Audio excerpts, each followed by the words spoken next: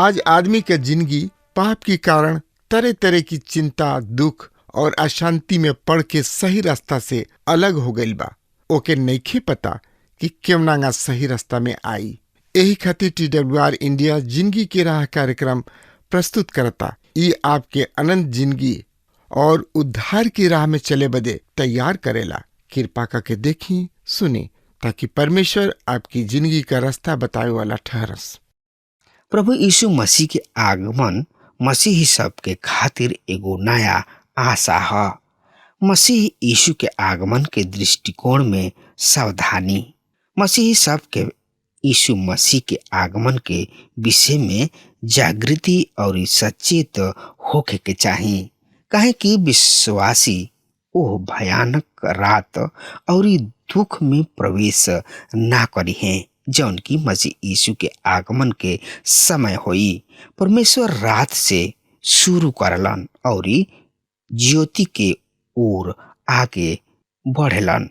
त एकरा बारे में और ज्यादा से ज्यादा जानकारी खातिर रुआ हमरा संगे अपन पवित्र शास्त्र बाइबल निकाल लिहनी। हाँ, तो ओमे देखी पहला थिस्सलुनीकी 5 अध्याय के 1 पद एह तरी से बता रहल बा। अब हे भाई लोग, ये बात के आवश्यकता नइखे कि समय सब और काल सब के विषय में तोहनी लोग कुछ बतावल जाओ। मित्र, हे भाई लोग, एकर आयोजन नइखे कि समय और काल के विषय में तोहनी लोग किने कुछ लिखल जाओ।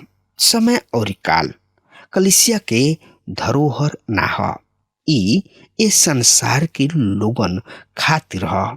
इसराइल और आन जाति लोग दोनों ओ दिन बचावल जइहन। कलीसिया आदमी खातिर देख रहल बिया, ना कि समय और काल के ओर। समय खातिर यूनानी भाषा में क्रोनोस शब्द के इस्तेमाल कइल गइल बा। ऐसे अंग्रेजी शब्द क्रोनोलॉजी आइल बा। समय काल निर्णय विद्या कलीसिया के खातिर ना ह। मित्र, एकरा बारे में और ज्यादा से ज्यादा जानकारी खातिर रुआ हमरा संगे आपन पवित्र शास्त्र बाइबल निकाल लेनी। हाँ, तो ओमे देखी पहला थिस्सलुनीकी 5 अध्याय के 2 पद ए तरी से बता रहल बा। काहे कि तोहनी लोग खुद भली भांति जानत जा कि कैसे रात में चोर आवेला, ठीक वही तरी प्रभु के दिन आई। मित्र, हमनी के खूब बढ़िया तरी जानता जा कि चोर कैसे आवेला और कौना समय आवेला। ठीक वही तरी प्रभु के दिन आवे वाला बा। जैसे राती खानी चोर आवेला, ठीक वैसे ही प्रभु के दिन आवे वाला बा। प्रभु यीशु मसीह कलीसिया में चोर के तरी ना आवेलन। कलीसिया प्रभु यीशु मसीह के आवे के प्रतीक्षा कर रहल बिया।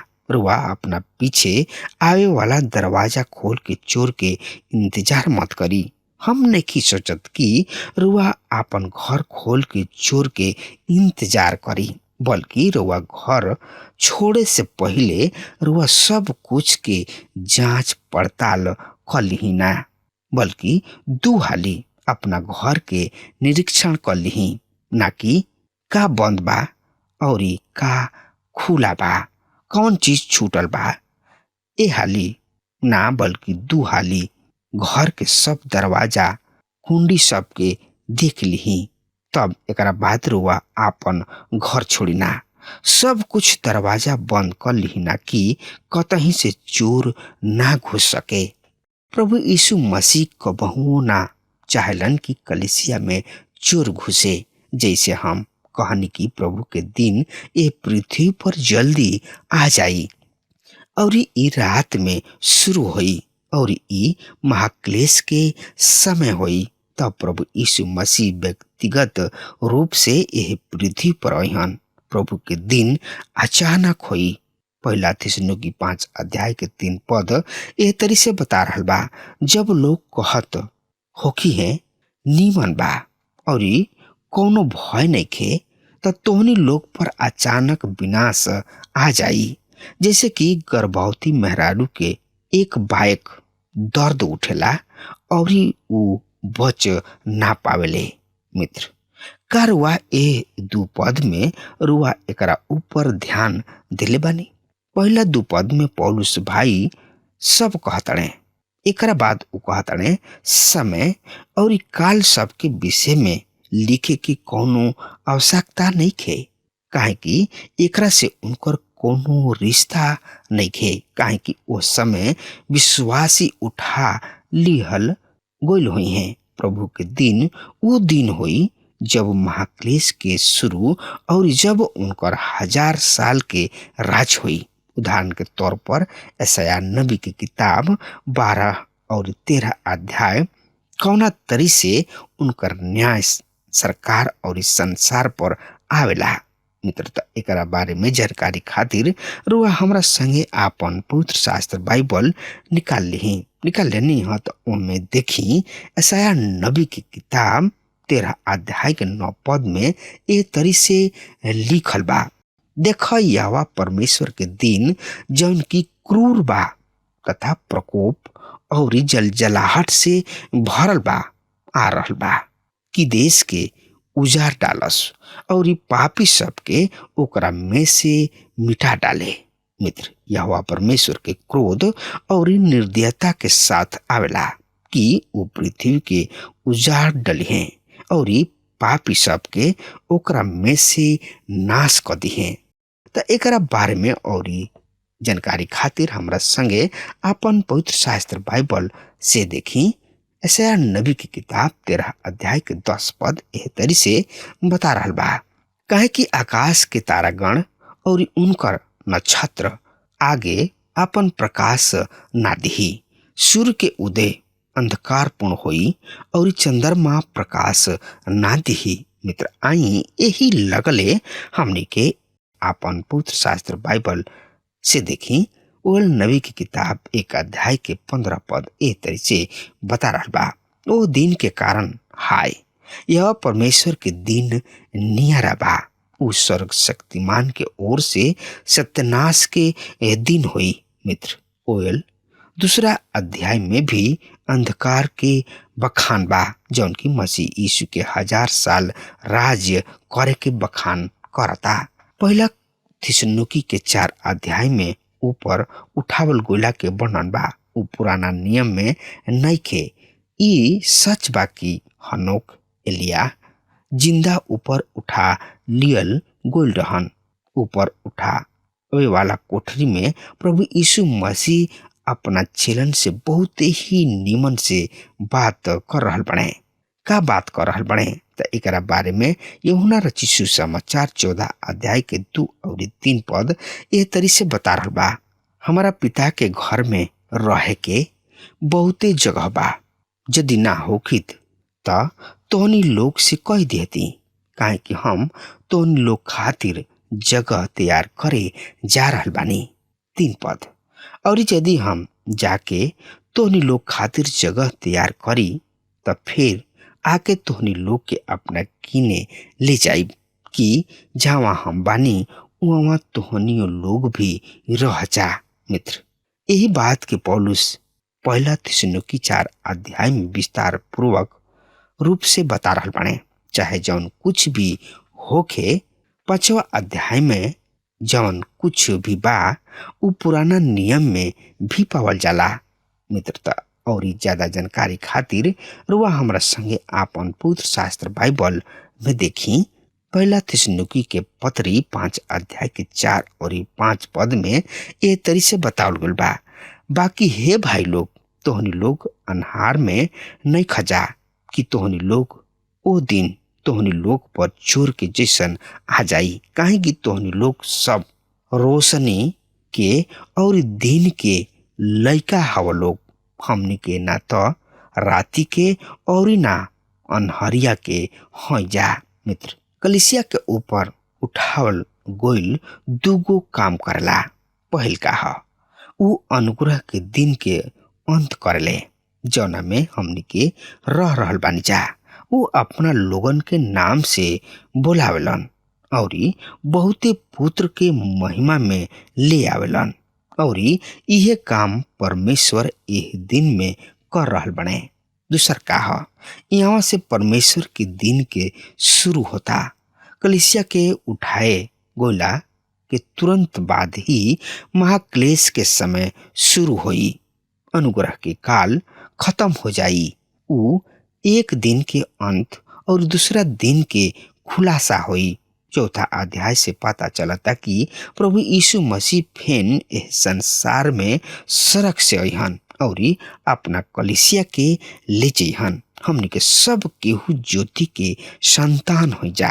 रुआ भविष्य में आवे वाला छुटकारा के बीच में नहीं। रुआ अनुग्रह के द्वारा छुटकारा के अंतर्गत आईना, जौना में आज हमनी के सब केहू बानी जा। यदि हमनी के ओह अंतर के जौन की वचन में दिहल गुल बा ना सिखाइब जा, तरुआ भयंकर रूप के भ्रम में पड़ जाइब। हम जानतानी कि सबसे ज्यादा भ्रम सेमिनरी में पढ़ रहल विद्यार्थी सब पर होला। हम एगो लोगन से बात चित कैनी। एगो आदमी कहलन, हम तो ए विषय पर विचार कैले ही छोड़ दिहनी, काहे कि ऊ एह विषय पर अध्ययन करे के इच्छुक ना रहन। जब प्रभु के दिन आई, हमने के उनका साथ हो कब्जा, हमने के अंधकार में नहीं खिंचा। कलिसिया किने एगो आशीषमय आशा बा।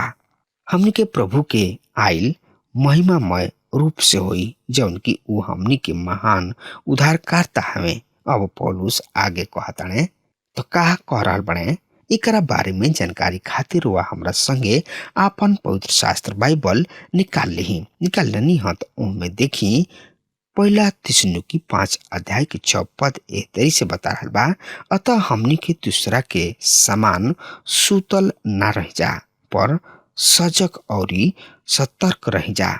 मित्र, यही से हमनी के दूसरा सबके ऐसन सुतल ना रह जा, पर जागत और सचेत हमनी के रहे के बा। मित्र, कलिसिया के उठावल गोइला एगो आशीषमय आशा ह। ई कोनो भी घड़ी हो सकता।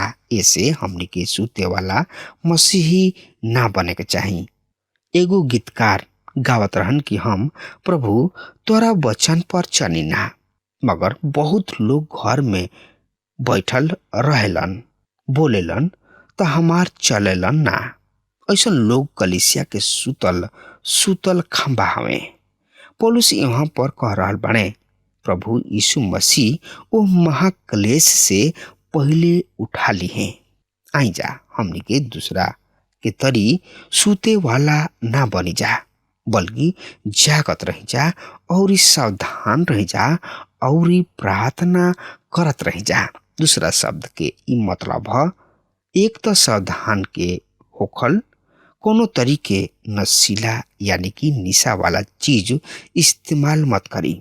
सावधान के दूसर मतलब है, धन के नाशा में चूर मत होखी।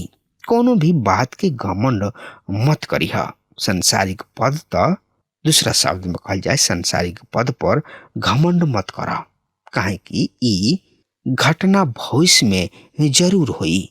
एकरा बारे में रोमियो के पत्री 13 अध्याय के 11 पद एह तरी से बता रहल बा। सुनी, हम एह पद के पढ़ रहल बानी। और इस समय के चिन्ह के असही कर लोग, ऐसे कि अब तोहनी लोग के खातिर नींद से जाग उठे के घड़ी आ पहुंचल बा। काहे कि जौना समय हमनी के विश्वास कैले रह जा, उस समय के विचार से अब हमनी के मुक्ति नियरे बा। समय के पहचान के यही तरी ही कर लोग, ऐसे कि अब तोहनी लोग के खातिर नींद से जाग उठे के घड़ी आ पहुंचल बा। काहे कि हम जौना घड़ी विश्वास कैले रही, उस समय के विचार से अब हमार उद्धार निकट बा। पहला थिस्सलुनीकी 5 अध्याय के 7 और 8 पद एह तरी से बता रहल बा, काहे कि जे सुतेला और जे नासा में चूर होले, उ राति में भी होले। पर ऐसे कि हम दिन के हई, आव लोग हमनी के विश्वास और प्रेम के कवच तथा उद्धार के आशा के टोप पहन के सतर्क रह जा। मित्र। ऊ एक खाली फिर सावधान शब्द के प्रयोग कर रहल बाड़े। हमनी के ए बात के याद करे के बा कि हमनी के अपना कर्तव्य के पूरा करे के बा। विश्वास के ढाल और उद्धार के टोप पहन के एगो सेनानी के रूप में खड़ा रहे के बा। ई एक तरी से सिपाही सब के कर्तव्य है। विश्वास के ढाल दिल के टोप के राखेला। इस शरीर के भारी भाग है। उद्धार के टोप ई एक तरीका है। आदमी और औरत एह तरी से पहिरलन।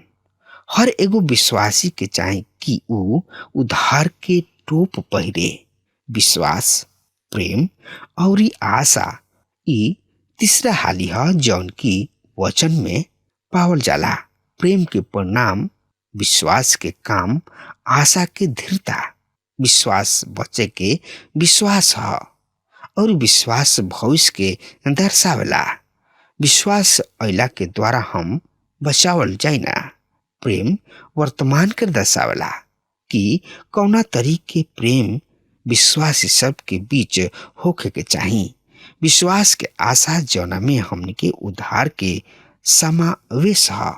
पहला यूहन्ना 3 अध्याय के 2 पद और फिलिपियो 1 अध्याय के 6 पद के आई बारी बारी से पढ़ लिहल जाओ। पहला यूहन्ना 3 अध्याय के 2 पद में एह तरी से लिखल बा, प्रिय भाई, हमनी के परमेश्वर के संतान हो जा और अब तक ई प्रकट ना भइल कि हमनी के का करे के बा, पर ई जानतान जा कि जब ऊ प्रकट हुई हैं तो हमनी के उनका सदृश्य हो खब जा, काहे कि हमनी के ठीक ओसे ही देखब जा जैसे कि ऊ हमें। मित्र, आई देखल जाओ फिलिपियो के पत्री 1 अध्याय के 6 पद में एह तरी से लिखल बा, हमरा ए बात के पक्का बा जे तोहनी लोग में भला काम शुरू कइले बाणे उहे उनका के मसीह यीशु के दिन तक पूरा भी करी हैं। आई यही लगले हमनी के पहला थिस्सलुनीकी के पत्री 5 अध्याय के 9 पद के पढ़ लिया जाओ, काहे कि परमेश्वर हमनी के प्रकोप खातिर ना बल्कि हमनी के प्रभु यीशु मसीह के द्वारा उद्धार पावे खातिर ठहरावले बाणे। मित्र, न्याय के दिन हमनी के न्याय होई, काहे कि हमनी खातिर प्रभु यीशु दंड सह लिहले, काहे कि परमेश्वर हमनी के अपना अनुग्रह के द्वारा बचौले। परमेश्वर हमनी के क्रोध में पड़े खातिर ना तथा महाक्लेश भोगे खातिर ना बल्कि यीशु मसीह के द्वारा हमनी के उद्धार भइल बा। मसीह ही सब के खातिर आज्ञा, अब मसीही खातिर 22 आज्ञा बा और ई आज्ञा विश्वासी सब के खातिर है। मसीह यीशु हमनी खातिर क्रूस पर चढ़ावल गइलन, ऐसे ऊ हमनी से कुछ भी ना चाहेलन। ऊ केवल हमनी के जिंदगी के बात करलन। परमेश्वर के संतान 10 आज्ञा के अधीनता में नइखन, ऊ उनका से ऊपर बाणे। उनका के तो 10 आज्ञा से भी ऊपर जिंदगी जिए के बा। हमनी के हर दिन के व्यवहारिक जिंदगी सच्चा होके के बा और पवित्र आत्मा के अधीनता में हमनी के जिंदगी बितावे के बा, जेकरा खातिर हमनी के बुलावल गइल बानी जा। प्रभु यीशु मसीह कहले, यदि तोहनी लोग हमरा से प्रेम करत जा त हमरा आज्ञा सबके मन बलोग। कुछ मसीही बाणे जौन की मसीह यीशु के आज्ञा के कबहुओ ना मानलन। खैर, यहाँ पर 22 आज्ञा बा। ई एगो मिलिट्री ऑफिसर के तरी आज्ञा है। सेनानी और कैप्टन के एक साथ जोड़ल गइल बा। अब हमार समय खत्म हो रहा बा, तब तक खातिर हुआ हमरा के आज्ञा दी। परमेश्वर हुआ के बहुते बहुते आशीष देस। आमीन। हमके विश्वास बा कि ई कार्यक्रम आप सब खातिर फायदेमंद सिद्ध भइल हुई। हम चाहतनी कि आप सब अपन अपन आशीष हमरों से बांटी। अगर आप सबके लगे बाइबल से चाहे आपकी निजी जिंदगी से क्यों सवाल होके चाहे क्यों समस्या खातिर प्रार्थना करावे चाहतनी तो हमारी फोन नंबर पर जरूर संपर्क करें।